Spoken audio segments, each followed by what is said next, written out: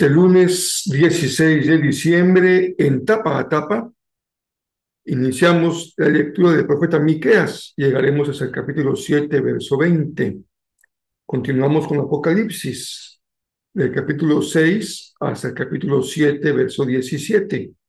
El Salmo número 134 y 135. Y finalmente, Proverbios 30, del verso 1 al verso 6. Este es el día 351 de la serie que tiene como propósito leer la Biblia completa, día a día, en un año. Yo soy el pastor Rafael Pola y me da mucho gusto compartir contigo nuestra lectura y meditación de la palabra del Señor.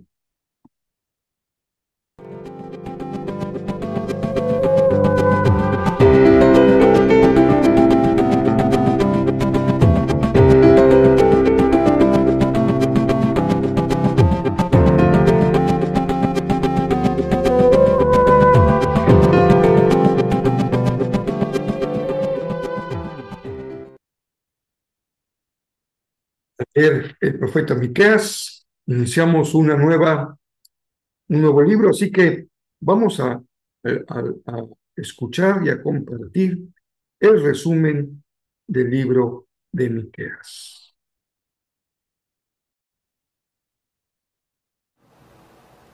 El libro del profeta Miqueas.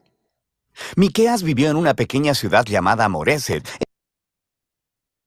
en el reino del sur, Judá, aproximadamente en la misma época que Isaías.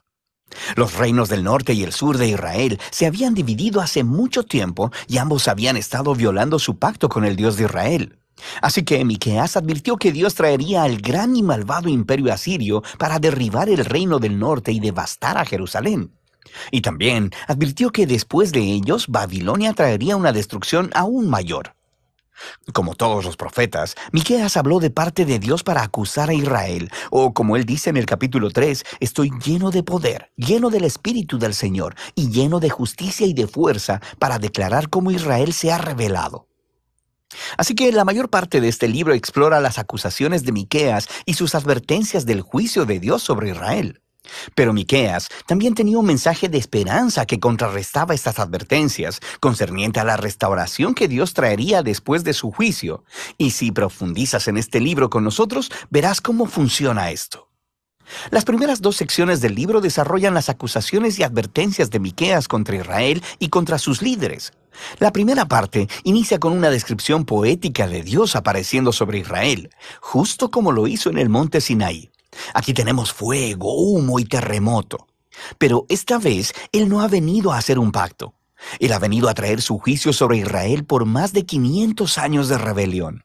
Miqueas continúa nombrando todas estas ciudades y pueblos de Israel que son culpables de toda esta rebelión. Dios viene por ellos, pero ¿por qué exactamente? Así que Miqueas inicia un pleito con los líderes de Israel. Él dice que ellos se han vuelto ricos a través del robo y la codicia. Él alude a la historia de Acab robándose los viñedos de Nabot en Primera de Reyes capítulo 21. Pero también es porque los profetas de Israel son corruptos. Estaban bastante felices ofreciendo promesas de protección de Dios para cualquiera que pudiera pagarlas. No, dice Miqueas, Dios ha quitado su protección de Israel. En la segunda sección de las acusaciones, Miqueas describe todavía más cómo los líderes de Israel y los profetas juntos han cometido grandes injusticias. Gobiernan la tierra a través del soborno y tuercen la justicia para favorecer a los ricos. Y los pobres son privados de sus tierras, su seguridad y su esperanza. Y todo esto es una violación de las leyes de la Torá, la cual declaraba ilegal vender la tierra que le pertenecía a las familias, incluso si eran pobres. Y descubrimos que el juicio de Dios vendrá en la forma de una nación opresiva que viene a destruir al reino del norte, a Jerusalén y a su templo, el cual será reducido a ruinas. Ahora bien, estas son advertencias muy duras y no son la última palabra. Cada una de estas advertencias concluye con una impactante promesa de esperanza. Primero tenemos un poema de cómo Dios es como un pastor que rescatará y reunirá su rebaño, que es el remanente de su pueblo. Y Él los traerá todos de vuelta a los buenos pastos y será su rey una vez más. La segunda sección de advertencia concluye con esta imagen del templo de Jerusalén en ruinas. Y Miqueas dice que esto no será permanente. Un día, Dios exaltará su templo, lo llenará de su presencia y llenará la ciudad con el remanente de su pueblo. Así que el propósito de Dios es hacer de Israel el lugar en el que el cielo y la tierra se encuentran, para que todas las naciones fluyan a Jerusalén, donde Dios se convierte en el rey de todas las naciones, trayendo paz a la tierra. Estos dos poemas finales de esperanza son muy poderosos. Y la siguiente sección del libro, de hecho, los desarrolla todavía más en una serie de poemas hermosamente diseñados que tratan completamente acerca de la futura esperanza de Israel y de las naciones. Así que aprendemos que después del ataque de Asiria, Israel será conquistado y exiliado en Babilonia. Pero a partir de ahí, Dios restaurará a su pueblo y los llevará de vuelta a su tierra. Y luego aprendemos que en la Nueva Jerusalén vendrá un nuevo rey mesiánico del linaje de David. Nacerá en Belén y gobernará en Jerusalén sobre el pueblo de Dios restaurado. Finalmente, en este reino mesiánico, el remanente fiel del pueblo de Dios se convertirá en una bendición entre las naciones. Pero al mismo tiempo, Dios traerá su justicia final y quitará la maldad de su mundo. La sección final del libro regresa al patrón de advertencia seguido de esperanza que vimos en las primeras partes del libro. Miqueas expone una vez más las prácticas económicas injustas de los líderes de Israel y cómo éstas están destruyendo la tierra y al pueblo.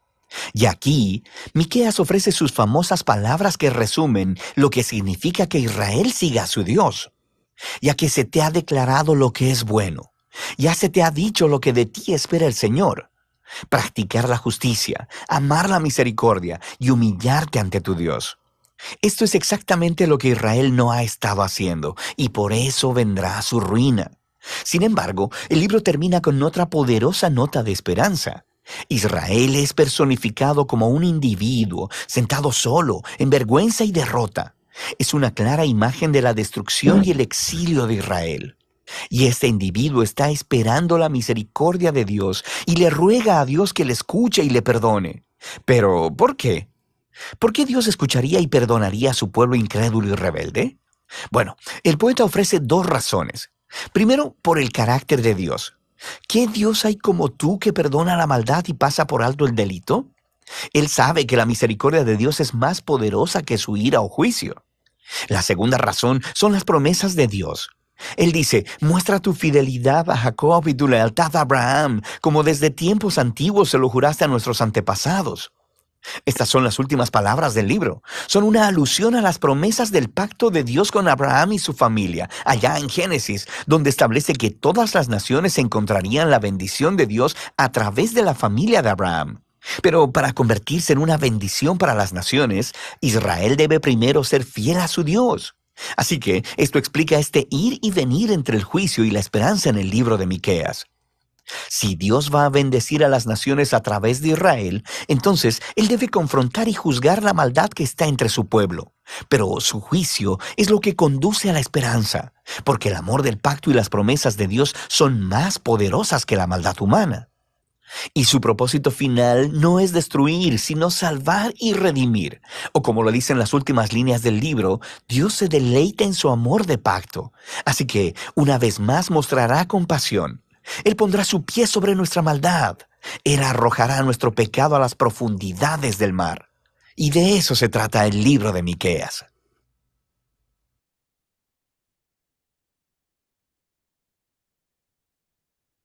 Ahora nos toca este nuevo libro del profeta Miqueas. Ya hemos escuchado el resumen, no requerimos detenernos demasiado en el libro del profeta, pero sí podemos observar que toda la línea de lectura de los libros proféticos, incluso más allá, se estructura en base a dos grandes conceptos o dos grandes enseñanzas, dos formas como se relaciona el pueblo con el Señor y el Señor con su pueblo, mediante oráculos, palabras de juicio, porque violar el pacto implica una reprimenda, pero también siempre un oráculo, una palabra de esperanza, de salvación. Y no debemos leer los libros de forma lineal, como que se cumple una cosa y luego viene la otra, porque vemos cómo se entrecruzan expresiones de juicio, seguidas por expresiones de esperanza y de salvación, y luego regresan expresiones de juicio sobre Israel o sobre Judá, y luego sobre otras naciones, y regresan profecías, oráculos de esperanza y salvación. Esto nos muestra este fondo de la relación del pueblo y de la humanidad con el Señor. Por eso se ha considerado como un drama de salvación, en donde hay momentos muy difíciles, pero también momentos de cumbre, de esperanza, de ánimo y de aliento. Los profetas suelen ser muy duros en juzgar la religiosidad de Israel y la corrupción de Judá y de Israel y de todas las naciones. La perversión del culto, la perversión de los gobernantes, la perversión del pueblo, su idolatría, que en este caso no solamente es construir ídolos, sino seguir a otros poderes, a otros pueblos y gobernantes, quitando su esperanza del Señor.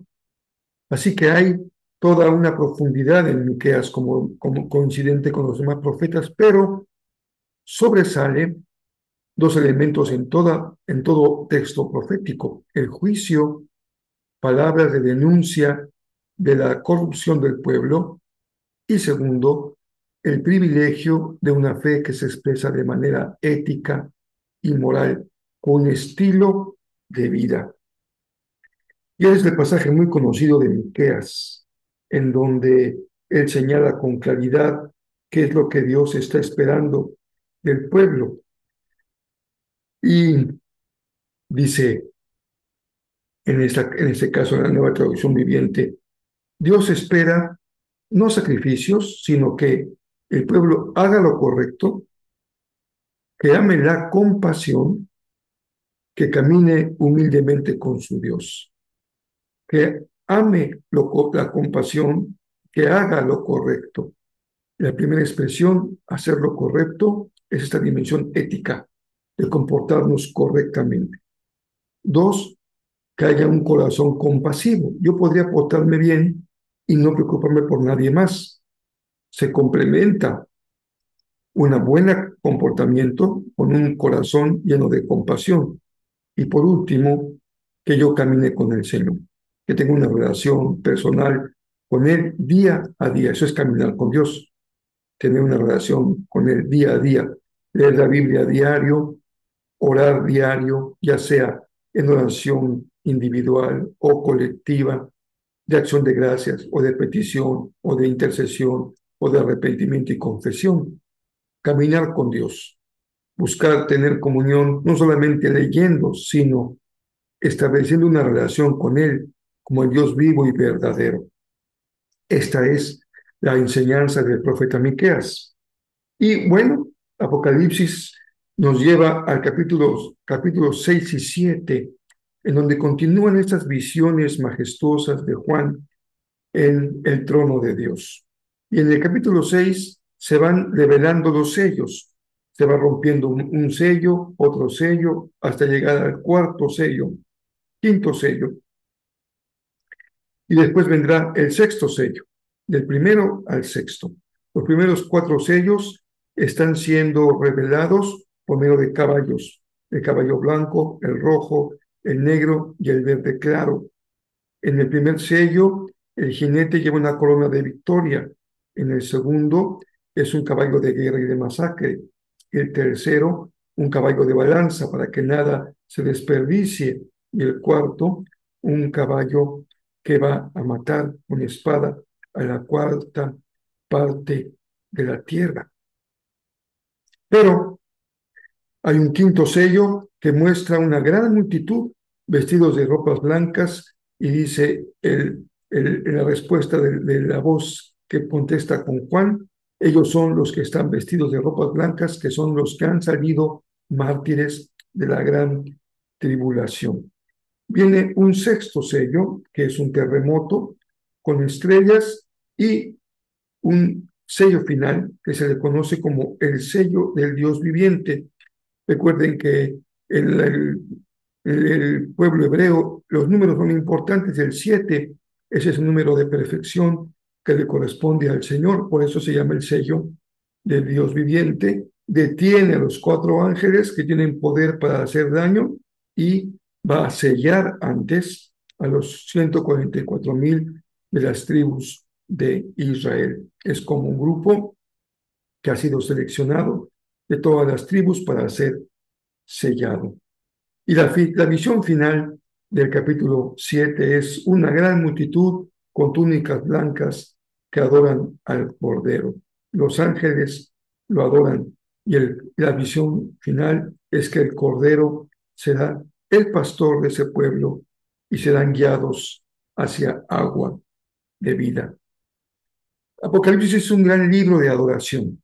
Recuerden que el propósito del libro, nunca perderlo de vista para no quedarnos en cada detalle, hacer una filigrana, buscando interpretar cada símbolo, cada detalle, cada número, lo cual ha dado lugar a mucha fantasía, muchas interpretaciones fantasiosas.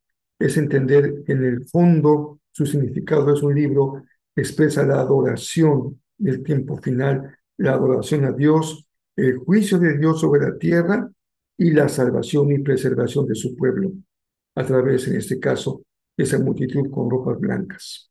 Esa es nuestra lectura de Apocalipsis, un libro de esperanza, una gran celebración de Dios, y en este caso, una gran celebración y adoración del Cordero, que será pastor de su pueblo y que lo va a guiar a aguas vivas y cristalinas.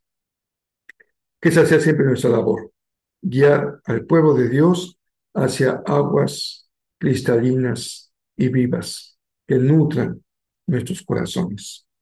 Los salmos 134 y 135, el primero es un salmo de peregrinos y ambos exaltan al pueblo, lo mueven a los que les sirven, especialmente a los siervos del Señor, a que lo adoren. Porque a veces los que servimos somos los que menos adoramos por estar ocupados en las tareas del Señor y no en el Señor. Así que nunca nos olvidemos que más importante que las tareas del Señor es el Señor. Y Proverbios cambia un poco el tono del texto, y más que textos de aplicación práctica de una máxima, de una aplicación o un resultado, es como una reflexión sobre alguien que ya se siente cansado y que se descubre como demasiado torpe para saber vivir. Y busca entonces en el Señor un escudo como su protección. ¿Quién es Dios? Podemos definirlo de muchas maneras, compartir nuestra experiencia con Él de muchas formas, pero en este pasaje de Proverbios es un escudo. Y es muy bueno saber que en la vida no vamos desprotegidos, contamos con el escudo de nuestro Señor. Bien, gracias a Dios por el concierto que tuvimos el domingo, fue de gozo y una gran bendición poder compartirlo. Espero que lo hayan disfrutado y hayan adorado al Señor con todo su corazón. Y esas 2 semanas que nos restan del año, seguiremos leyendo la palabra día a día para llegar a nuestra meta.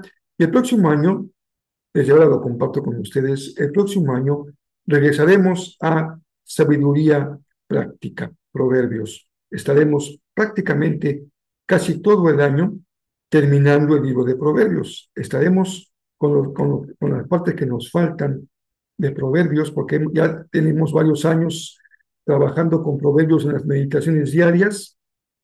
Creo que esta es la 5ª temporada, si no me equivoco, o 4ª temporada de Proverbios, y este año tendrá como título Sabiduría para todos los días. Así que tendremos meditación de Proverbios, sabiduría para todos los días.